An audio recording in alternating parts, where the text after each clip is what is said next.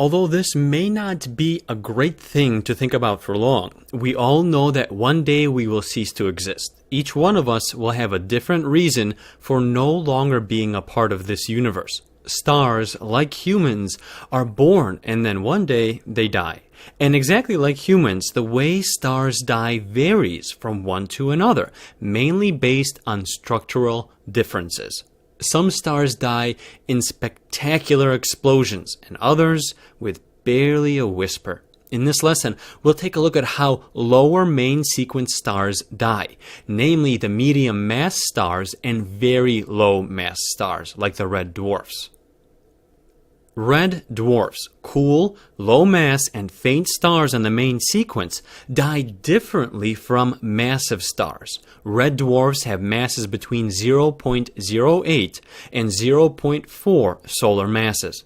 As a result, unlike massive stars, they don't have much weight to support, and they do not have to burn through their hydrogen fuel very quickly. They are what a hybrid car is to a Hummer. They're light and very efficient at using their source of energy. This means their hydrogen fuel can take them very far, time-wise.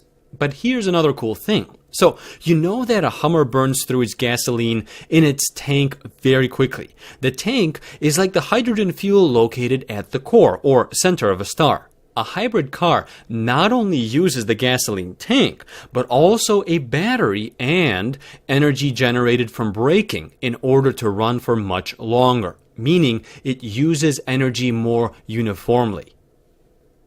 Well, red dwarfs use the process of convection to live longer. Convection is a process that involves circulation in a fluid, one where cool fluid sinks and hot fluid rises. In very simple terms, convection is like taking a spoon to a really hot pot of soup, cooking on the stove, and constantly mixing the soup from the bottom up to distribute the heat a little bit better and more uniformly throughout the pot. Therefore, you can think of convection as a process that mixes ingredients, like gas in a star, uniformly. In turn, this means that convection allows the red dwarf to use hydrogen fuel throughout the star for energy, not just at its center.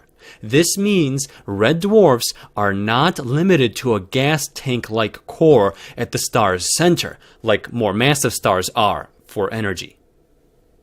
But this mixing, this convection, also disables a red dwarf's ability to have a helium core that is surrounded by a hydrogen shell. A helium core arises in more massive stars when the hydrogen in their core is converted into helium. This helium core then helps to ignite the hydrogen shell surrounding the helium core for energy. This, in turn, is what causes a star to expand into a giant.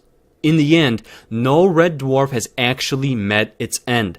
Our universe is only about 13.7 billion years old, but due to everything you've just learned, a red dwarf can live for over 100 billion years. By extension, this means that no red dwarf ever born has ever died of old age yet. Talk about good genes. Unlike red dwarfs, medium mass stars with less than 4 solar masses undergo a different process. Perhaps you've already watched a lesson on how giant and supergiant stars form from the main sequence stars. There, you should have learned that when the hydrogen fuel runs out, it becomes a helium core. The helium core only ignites once it becomes hot enough. This helium is then converted into carbon fuel. But stars with less than 4 solar masses can't ignite the carbon because they can't get hot enough to do so.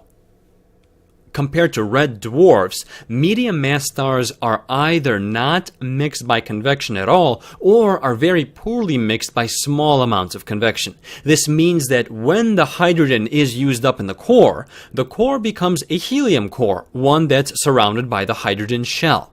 The helium can't ignite right away to produce energy. In order to ignite, the core must become much hotter. It eventually does become hotter as it contracts, and the helium ignites to produce a carbon-oxygen core.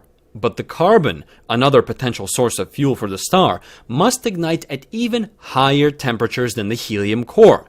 And here's where the medium mass stars face a big problem. They're not massive enough to contract this core to raise its temperature high enough to start the process of carbon fusion, a process of consuming carbon to produce oxygen, neon, sodium, and magnesium.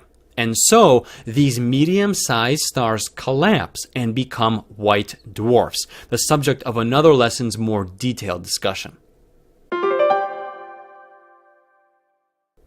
Two different types of stars, two different ways to die, or not in the case of a red dwarf. Red dwarfs are cool, low-mass, and faint stars in the main sequence. Red dwarfs have masses between 0.08 and 0.4 solar masses. These little guys are very efficient at burning their hydrogen fuel, giving them a very long lifespan compared to more massive stars. One reason besides their small size that allows for them to live for so long is the process of convection. Convection is a process that involves circulation in a fluid, one where cool fluid sinks and hot fluid rises. In short, this allows a red dwarf to uniformly use its hydrogen, almost all of it, before it dies. Medium mass stars either don't use convection or very little. This means they form a helium core after using up their hydrogen. This helium core contracts and heats up to produce carbon. But medium mass stars aren't big enough to contract their carbon core enough to reach a temperature high enough for carbon fusion to begin, and they collapse into a white dwarf instead. Carbon fusion is a process of consuming carbon to produce oxygen, neon, sodium, and magnesium.